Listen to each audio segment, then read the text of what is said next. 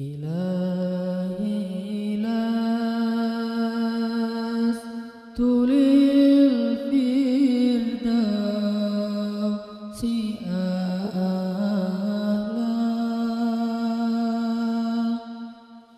ولا أقوى على النار الجحيم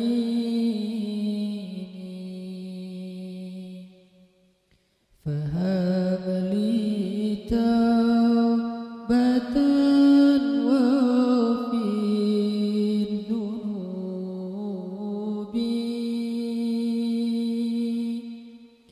فإنك غافر الذنب العظيم. Teman-teman sekalian, bait-bait kasidah itu ditulis dan dirangkai oleh para ulama adalah tentang pengakuan dosa seorang hamba. Ketika seorang hamba berada di puncak penyesalan dan merasa tahu diri bahwa dia adalah seorang hamba yang kotor, sehingga dia mengatakan, Ilahi lastu lil firdausi ahla. Ilahi, sesungguhnya saya tidak layak masuk ke surga Firdaus. Saya kotor, saya hina, saya penuh cela, saya banyak aib, saya banyak dosa. Sangat tidak layak saya masuk ke surga Firdaus-Mu ya Allah.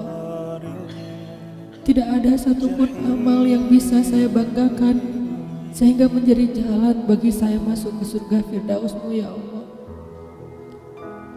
Kita harus merasa diri kita rendah di hadapan Allah. Itulah kenapa kita sujud. Dan Allah suka kepada orang yang merendahkan diri di hadapannya. Itulah kenapa Allah suka kepada hamba yang bersujud. Seandainya pintu surga itu terbuka dengan kunci amal solih, saya tidak punya kuncinya ya Allah. Saya beramal solih tetapi belum layak untuk membuka pintu surga. Saya sholat, saya puasa, saya tarawih, saya sedekah, tapi semua itu belum cukup untuk membuka pintu surga karena keterbatasan amal solih saya. Masih banyak kesalahan dalam amal-amal yang saya kerjakan karena saya bodoh ya Allah. Lalu bagaimana nasib saya kelak di akhirat ya Allah?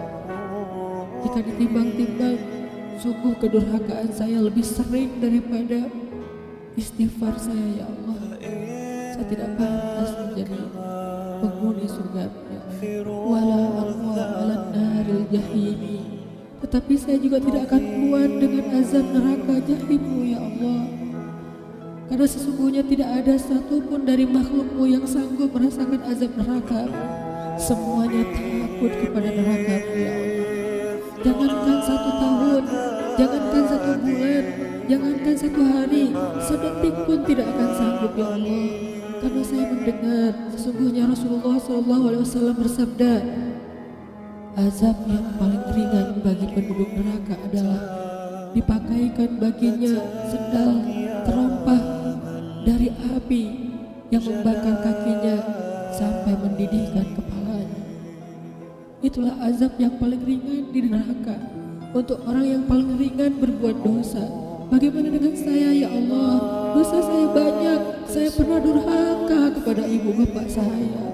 Itu saja sudah cukup bagi saya mendapatkan azab yang lebih besar di neraka, dan saya tidak sanggup ya Allah. Saya pernah durhaka kepada ibu saya marahi ibu saya karena 1 kesalahan. Padahal saya lebih sering berbuat salah dibandingkan ibu saya. Tapi ibu memaafkan saya. Ketika di waktu kecil saya memecahkan barang-barang ibu saya memungut barang-barang itu sambil tersenyum, membelai kepala saya, mengatakan nasihat-nasihat yang baik. Sama sekali ibu saya tidak marah kepada saya saat itu.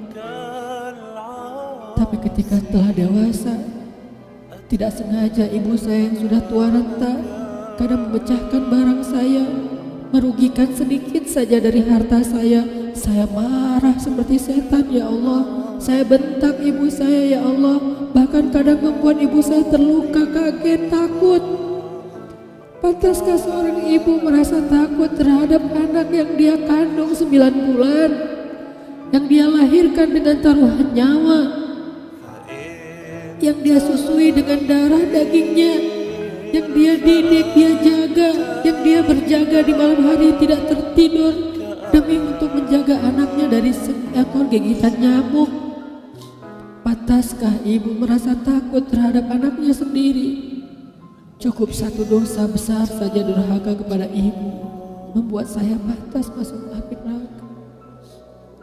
Belum lagi dosa saya kepada ayah, ketika saya berdebat habis-habisan di hadapan ayah saya, hanya ketika ayah saya menasihati saya dengan satu nasihat sederhana. Saya debat ia, seolah-olah wawasan saya lebih banyak, ilmu saya lebih banyak, pergaulan saya lebih luas, pendidikan saya lebih tinggi, padahal semua itu saya dapatkan hasil dari perjuangan dan pengorbanannya. Ketika keduanya sudah menjadi tua dan lemah, kadang keduanya rindu kepada saya, ya Allah. Mereka memberi kami pesan, ya Allah. Mereka bertanya, bagaimana kabarmu anakku? Tapi kami tidak peka. Hati kami tertutup dengan ego dan sombong. Kami tidak bisa membaca teks itu dari perasaan mereka. Kami hanya membaca teks mereka dan tidak segera membalasnya. Kami anggap teks dari orang tua kami tidak penting, masih bisa ditunda untuk dijawab nanti sore. Padahal mereka sedang kangen, sedang rindu kepada kami. Mereka tidak mengatakan kami rindu kepadamu wahai anakku, karena mereka tahu kalimat itu akan mengganggu kami. Kalimat itu akan menjadikan hari kami tidak lagi mudah. Kalimat itu akan merusak konsentrasi kami dalam bekerja. Kalimat itu akan menghalangi banyak urusan kami, sehingga mereka menahan diri. Mereka hanya bertanya, apa kabar kami? Lalu kapan kami berbakti kepada mereka, ya Allah? Sampai seusia ini kami masih merepotkan mereka, ya Allah. Kapan kami akan berbakti kepada mereka? Rasanya kami lupa. Entah kapan kami pernah memijat kaki mereka setelah mereka seharian bekerja. Entah kapan kami pernah memberikan minuman hangat untuk mereka.